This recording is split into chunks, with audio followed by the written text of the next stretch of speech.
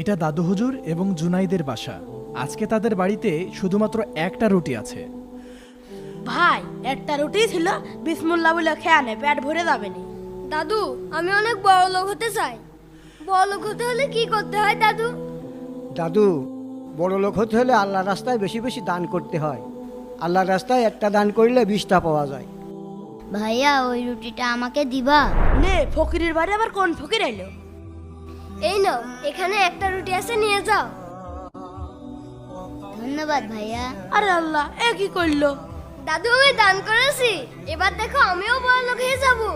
হইলো তো, ওই একখান রুটি ছিল, তোমার হাতে শুনে ওই রুটিটাও দান করে দিল। থাকো, এবার না খেয়ে থাকো, যত সব পাগল ছাগলের আমদানি। চাচা বাড়ি আছেন?